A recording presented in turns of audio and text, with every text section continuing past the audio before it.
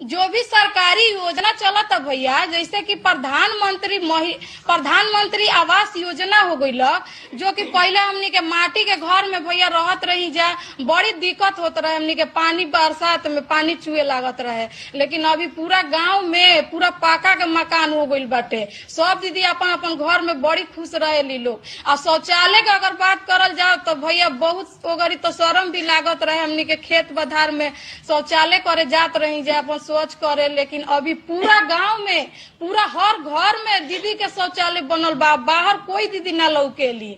आ नल जल आइल बा भैया, तब से तो दम शुद्ध पानी हमनी के पिए के मिलेला।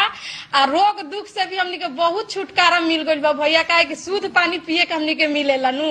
यही से उजाला गैस योजना जो कनेक्शन जब से हमनी के पूरा मिलल बा गांव मोहल्ला जिला में, तब से हमनी के तो चूल्हा बुला गइल बानी जो भैया, ना तो बड़ी धुआं लागत रहे आंख में फूकत फूकत।